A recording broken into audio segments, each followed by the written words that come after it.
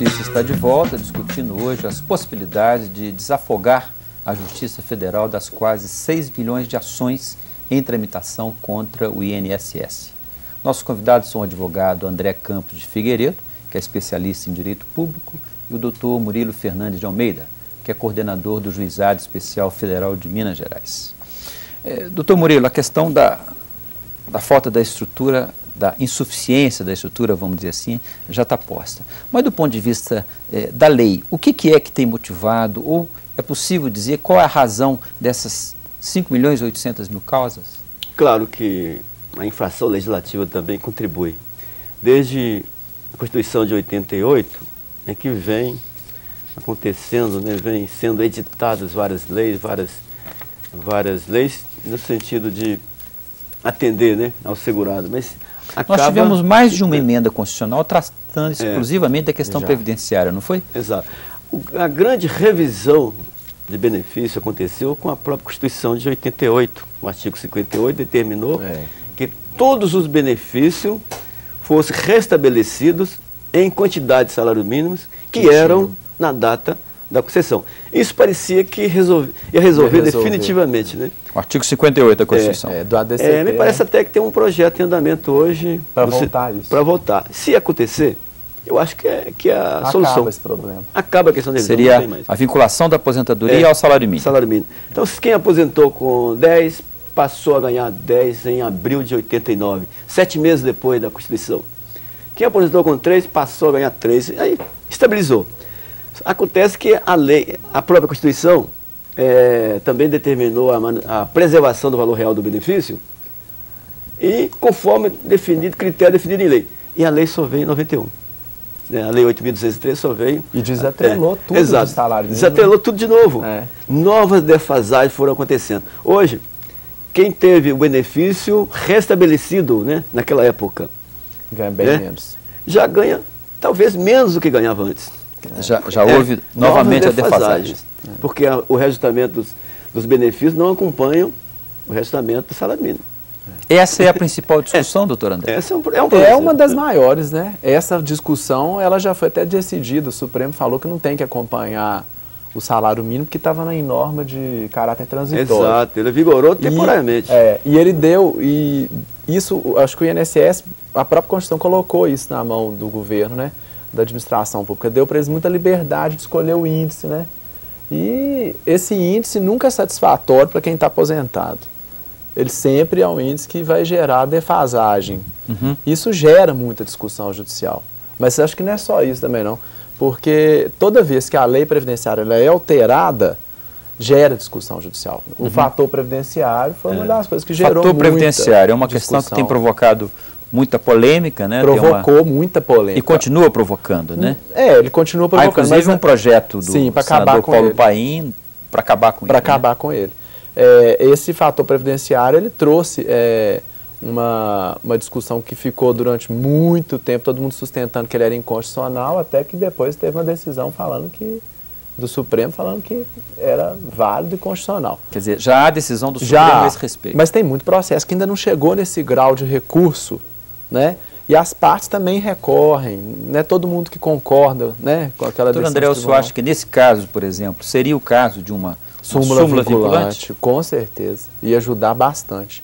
Ia ajudar tanto para desafogar os tribunais, como para poder evitar o manejo de uma ação errada, né? Mas a questão da súmula vinculante, nesse caso, eu acho que não resolveria, talvez ajudaria, porque nós temos uma grande quantidade hoje de processos contra a Previdência, são processos de concessão. E processo de concessão discute-se muitas vezes em matéria de fato, como trabalhador rural. Com prova, não há como editar uma súmula vinculante no caso de trabalhador rural. Súmula vinculante talvez funcionaria bem nas revisões. Por exemplo, a aplicação daquela correção de fevereiro de 94, IRSM. Sim, aí justificaria a súmula vinculante.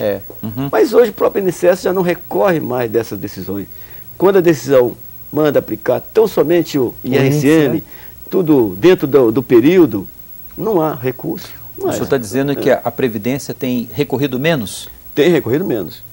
O doutor André, ele advoga mais nas duas varas previdenciárias, Mas no juizado especial, o INSS não recorre mais da aplicação da revisão do IRCM, não recorre mais da aplicação da revisão pela ORTN de 77, 88, e não recorre mais quando o objeto é concessão de benefício por incapacidade e a perícia judicial é favorável, não recorre também. Até fazer acordo. Né? Faz Agora até eles estão acordo. até fazendo acordo. O INSS a Previdência está fazendo acordo. Está fazendo acordo. A mentalidade está mudando. A mentalidade está mudando. Isso significa, doutor Murilo, que a gente deve ter, à medida que for esgotando esse estoque das 5 milhões e 800 mil ações, a entrada de novos processos tem diminuído na sua... Sim, o cenário eu acho que é positivo.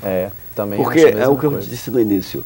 São demandas reprimidas, principalmente o juizado especial. Em 2003, nós recebemos aqui em Belo Horizonte 200 mil ações em pouco mais de um mês. 200 mil ações. A revisão pelo IRCM, pela suposta prescrição noticiada, aí fizeram fila. E muita gente que nem tinha direito. O senhor já falou 2 ou 3 vezes. IRCM, o que é isso?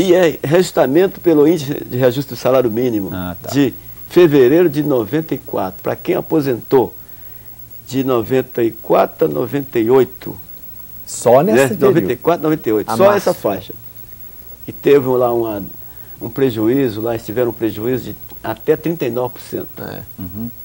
Mas o problema é que o segurado não sabe disso. E ele acha que qualquer aposentadoria tem direito a essa revisão. Aposentou fora daquela época. Fora daquela época e acaba entrando. Então qualquer notícia que sai em jornal aí vem aquela... Gera uma avalanche de entrada de processo. E a maioria delas é sem advogado. A maioria delas não é com advogado revisado. A questão da poupança também ocorreu. É um caso similar. Outro réu, não tem nada a ver com a Previdência, mas ocorreu mesmo. Fundo de garantia, na época da Caixa.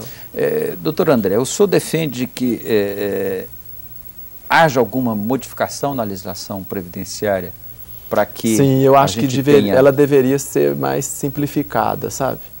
E de fácil assim, entendimento, porque na verdade quem lota o judiciário com esse tipo de demanda não são os advogados chegando com...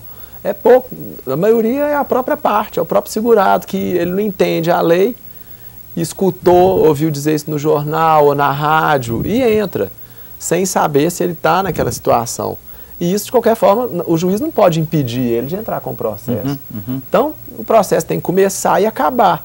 Na hora que ele começa, ele tem que acabar. Então, ele vai tramitar, vai ter que fazer perícia, mesmo sabendo que a pessoa não está dentro daquela situação que vai gerar o direito. Né? Mas o que, por exemplo, que poderia se mexer na lei que podia Eu acho que adotar esse índice vinculado ao salário mínimo ia ser muito bom. Que aí, com certeza, ia parar, né, essa avalanche. Pelo menos revisão. Pelo menos revisão ia diminuir. Período, né?